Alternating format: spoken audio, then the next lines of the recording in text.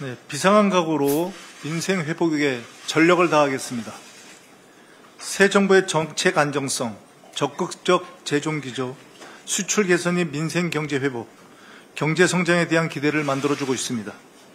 3년 6개월 만에 3천을 돌파한 코스피 지수는 2주가 지난 현재까지 유지되고 있습니다. 해외 주요 투자은행들은 6월의 한국 경제 성장률 전망치를 5월 0.8%에서 0.9%로 상향 조정했습니다. 지난해 2월 이후 16개월 만에 상향 조정입니다. 그럼에도 불구하고 많은 국민은 힘든 하루하루를 보내고 계십니다.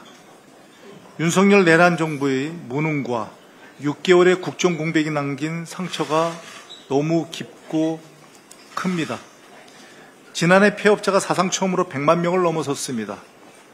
소매업 폐업자는 29만 명이고 음식점업 폐업자 비중은 45%나 됩니다. 당장 할 수 있는 일, 국민 체감의 성과를 만들 수 있는 일부터 빠르게 추진해 나가겠습니다. 민생경제 회복의 긴급조치인 31조 8천억 규모의 추경을 신속하게 집행하도록 하겠습니다. 정부는 추경 예산의 85%를 9월 말까지 집행할 예정입니다. 특히 이번 추경에는 폐업 지원, 골목상권 살리기 예산이 포함되어 있습니다. 폐업, 휴업 등 어려움을 겪고 있는 소상공인께는 재기의 희망을 드리고 골목상권에는 활력을 불어넣어 줄 것으로 기대합니다. 민생회복, 소비 쿠폰과 지역화폐는 내수 활성화, 서민들의 생활비 경감, 소상공인 매출 증대 등에 큰 도움이 될 것입니다. 추경은 시작입니다. 민주당은 정부와 합심해서 조속한 민생 경제 회복을 위해 가능한 모든 지원을 총동원하겠습니다. 일상의 평화를 되찾는 일, 더 큰 평화와 경제 성장으로 이어질 것입니다. 오늘 납북자 가족 모임과 파주시가 대북전단 살포 중단을 공동으로 선언할 예정입니다. 진심으로 환영합니다. 대북전단 살포로 접경지역 주민들의 안전이 크게 위협받아 왔고 남북관계는 최악으로 치달았습니다. 오늘 선언으로 접경지역 주민들은 일상의 평화를 되찾게 될 것을 기대합니다. 일상의 평화가 계속 유지되려면 더 큰 평화를 실현해야 합니다. 한반도 평화 정책을 위한 실질적인 노력이 필요합니다. 늘 강조하지만 평화가 곧 경제입니다. 코리아 리스크인 남북관계를 안정시켜야 민생경제 회복, 경제 성장이 가능합니다. 민주당은 정부의 한반도 평화 정책을 위한 남북관계 개선 노력을 적극 지지하고 입법으로 지원할 것입니다. 납북자 문제도 관심을 갖고 지원할 방안을 찾겠습니다. 아울러 이번 선언이 헛되지 않도록 다른 단체들도 대북전단 살포 중단에 동참해 주시길 거듭 요청드립니다. 내란 수계 윤석열의 마지막 여흥은 끝났습니다. 이제 감옥으로 돌아갈 시간입니다. 내일 오후 윤석열의 구속영장 실질심사가 있습니다. 4개월간의 탈옥 생활, 그 끝이 보입니다. 윤석열은 내란을 결코 포기하지 않았습니다. 윤석열은 특검의 조사를 받으면서도 본인에게 유리한 허위 진술을 부하들에게 강요하고 있다고 합니다. 참으로 뻔뻔하고 끈질깁니다. 내란 수의 윤석열과 그 일당들, 그리고 내란 동조 세력이 법과 역사의 심판을 받을 때까지 긴장을 늦추면 절대 안 됩니다. 내일은 사법부에 대한 국민의 신뢰가 회복되고 윤석열이 무너뜨리는 상식과 정의가 바로 서는 날이 되길 기대합니다. 이상입니다. 예, 다음은 진성준 정책위 의장님 발언 있겠습니다. 추경안이 국회를 통과한 데 이어서 국무회의에서도 의결되었습니다. 정부가 추경안을 국회에 제출한 날로부터 12일, 열 이틀 만입니다. 정부도 집행을 서두르고 있는 것입니다. 소비 활성화의 마중물이 될 민생회복 소비 쿠폰은 오는 7월 21일 1차 지급을 시작으로 2개월 내에 2차 지급을 진행할 예정입니다. 국민 여러분 모두 소비 쿠폰 신청하고 사용하셔서 골목경제, 지역경제가 살아나도록 해주십시오. 국민의힘도 정쟁용 추경 흠집 내기를 멈추고 민생 정상화에 나서야 합니다. 국민의힘 소속의 부산 출신 어느 의원이 부산 시민은 25만 원 필요 없다 이렇게 말했습니다. 정녕 그렇습니까? 당신이 뭔데 필요 없다고 하나? 난 필요하다. 부산 시민은 국민의힘이 필요 없다. 이런 댓글이 달리고 있지 않습니까? 지난해 폐업 신고를 한 사업자가 사상 처음으로 100만 명을 넘었습니다. 폐업률 비중 또한 소매점, 음식점이 45%에 달합니다. 부산 지역도 마찬가지입니다. 올 1월부터 5월까지 부산의 자영업자는 1만 8천 명이 줄어들었습니다. 국민의힘은 자영업 소상공인들을 언제까지 사지로 내몰 작정입니까? 국방 예산을 포기했다 이런 주장도 명백한 거짓 아닙니까?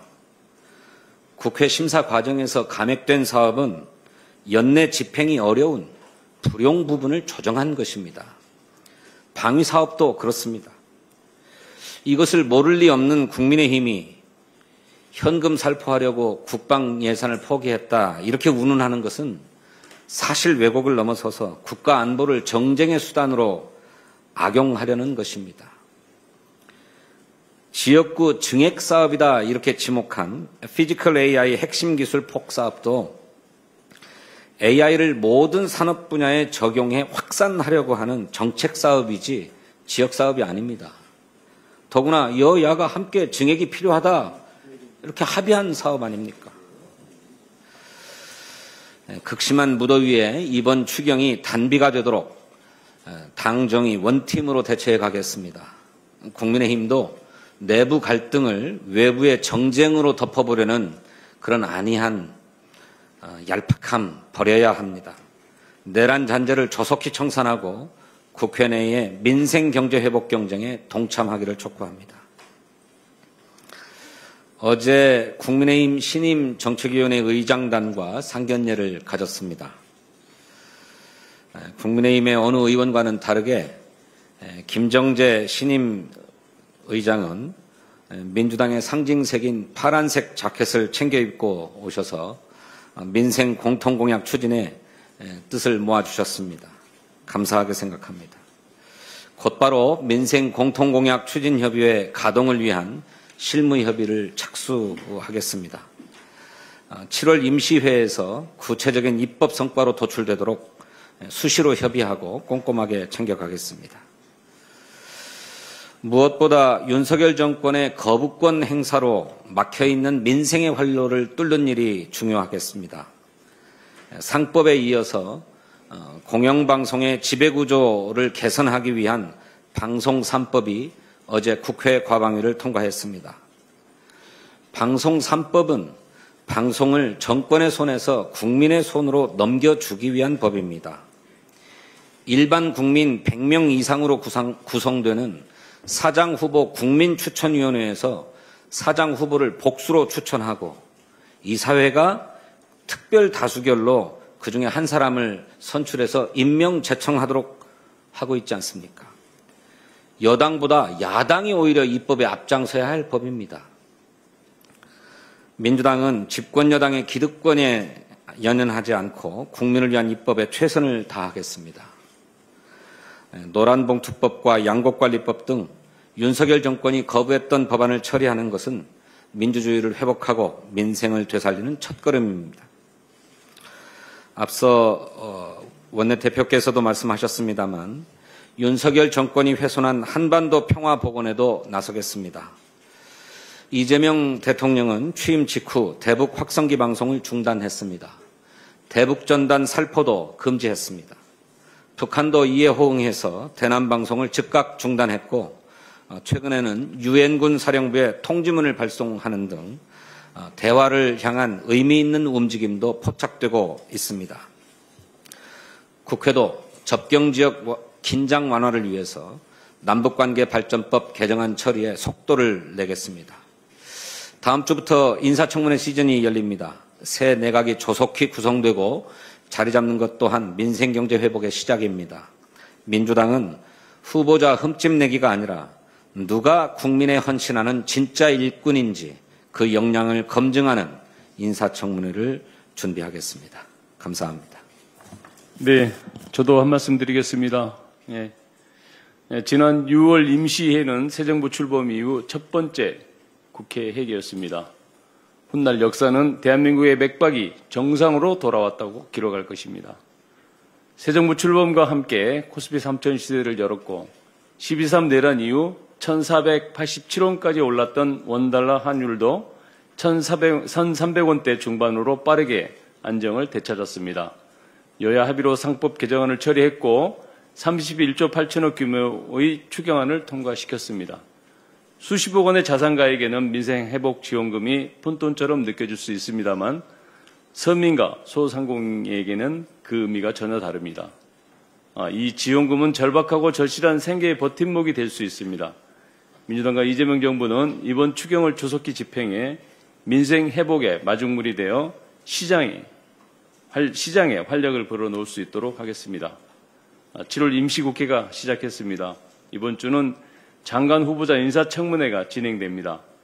인사청문회가 후보자의 자질과 국정 철학, 정책과 비전 중심으로 이루어지기를 바랍니다. 신상 털기식 흠집 내기로 흐르는 일은 없어야 합니다. 새 정부가 조속히 내각을 구성해 국정 운영에 나설 수 있도록 야당의 대승적이고 통큰 정치를 기대합니다. 내란 특검 수사의 속도가 붙고 있습니다. 내일 윤석열 전 대통령 영장 실시 심사가 예정돼 있고 법원에 제출한 66쪽 분량의 윤 전 대통령 구속영장 청구서에는 한독수 전 국무총리를 공범으로 적시했습니다. 무엇보다 내란 수괴인 윤 전 대통령의 신병을 확보하지 못할 경우 증거인멸과 수사방해 가능성이 크다는 특검의 판단에 깊이 공감합니다. 내란 수괴가 대낮에 거리를 활보하는 현실은 민주공화국에 대한 조롱이자 법치에 대한 모독입니다. 국민에게 총뿌리를 겨눈 내란 사범에게 허락된 길은 꽃길이 아니라 수용의 길뿐입니다. 감사합니다. 허영 정책수석의 발언이 있겠습니다. 네, 정책수석 춘천, 철원, 화천, 양구, 갑 출신 허영입니다. 윤석열의 지시로 북한의 무인기가 침투한 사실이 속속 드러나고 있습니다. 지난해 10월 북한이 무인기 침투를 주장했을 당시 국방부는 확인 불가라고 했지만 합참 작전부장이 관련 보고를 받은 게 확인이 되었습니다. 군 수뇌부 개입이 확인된 것입니다.